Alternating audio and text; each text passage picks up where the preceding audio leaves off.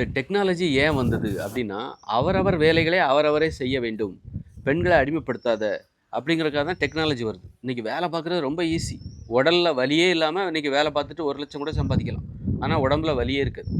அந்த அளவுக்கு பெண்களும் சரி, ஆண்களும் சரி எவ்வளோ வேணாலும் சம்பாதிக்கலாம். பெண்கள் திறமையானவங்க இல்ல ஆண்கள் தான் திறமை அப்படிங்கிற பாகுபாடு உடல் உழைப்பை அடிப்படையாகக் கொண்ட ஒரு வாழ்க்கையில வேணா இருந்திருக்கும். கடந்த காலங்கள்ல எல்லாமே உடல் உழைப்பு தான். வயல்வெளியில அப்போ மரம் ஏறுறது, பனைமரம் ஏறுறது, தென்னை மரம். அப்போ ஆண்கள் தான் ரொம்ப திறமையா இருப்பாங்க. பெண்களால எல்லா டைம்லயும் முடியாது. குழந்தை பெத்துக்கிற டைம் இப்படிலாம் நெறைய இருக்கு. உடல் அப்படி இருக்கும்போது ஆண்கள் வலிமையானவங்க. இன்னைக்கு பார்த்தா, ஆண்கள், பெண்கள் வேறுபாடே கிடையாதுங்க. எல்லாருமே வந்து திறமையானவங்க தான். அப்படிங்கிற நிலைமை வந்துருச்சு. ஒரு ஆ ஆசிரியரா பெண்களும் இருக்காங்க, ஆசிரியரா ஆண்களும் இருக்காங்க. ஆண்களை விட பெண்கள் அதிகம் சம்பாதிக்கிறாங்க. ஆண்கள்ல 20,000க்கு சம்பளம் வாங்குற ஆண்கள் நெறைய பேர் இருக்காங்க. அதே மாரி 1,00,000க்கு மேல சம்பளம் வாங்குற பெண்கள் நெறைய பேர் இருக்காங்க. அதனால இன்னைக்கு எல்லாமே வந்து முன்னாடி உடல் உழைப்பை அடிப்படையாகக் கொண்ட வேலை வாய்ப்புகள் முன்னாடி இருந்தது. தச்சு வேலை செய்றது, மண்பட்டி வெட்டுறது, அப்புறம் வந்து வயல்வெளியில ஏர் உழுறது எல்லாம் ஆண்கள் தான் திறமையா இருந்தான். இன்னைக்கு பார்த்தா பெண்களும் திறமையானவங்களா மாறிட்டாங்க. அந்த மாரி வேலை எளிதாக மாற்றப்பட்டு அப்ப இன்னைக்கு நீ வந்து பெண்கள் வந்து இன்னைக்கும் பார்த்தீங்கன்னா, நான் வேலைக்கு போமாட்டேன். ஆண்கள் சம்பாத்தியம் எனக்கு தான் சொந்தம். அவன ஏமாத்தி சுரண்டி திங்கிறது. இந்த மாரி நேர்மையற்ற அதுபோல பெண்கள இன்னைக்கு வீட்ல சமைக்கிறதுக்காக நீ பெண்கள அடிமைப்படுத்துற. உனக்கு மிக்ஸி, கிரைண்டர், கேஸ் ஸ்டவ்லாம் வந்துருச்சு.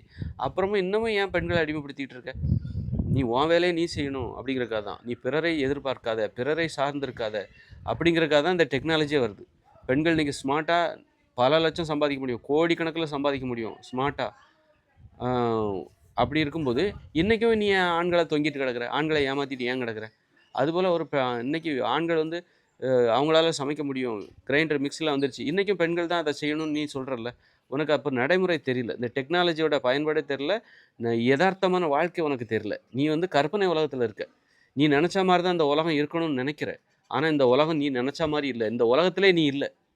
நீ இந்த உலகத்துல இல்லப்பா. நீ கற்பனையில இருந்துகிட்டு இருக்க. நீ பின்தங்கிட்டு இருக்க. கடந்த காலத்துல வாழ்ந்துகிட்டு இருக்கிற. நிகழ்கால சௌகரியங்கள அனுபவிச்சுக்கிட்டு, ஆனா நீ உன் நெனப்பெல்லாம் சிந்தனை ஃபுல்லா கடந்த காலத்திலே இருக்குது. அதனால சுயநனவுலே இல்ல நீ. ஆமா, நீ கோமாவுல இருக்கிற. மீண்டு வா, வெளியில வா.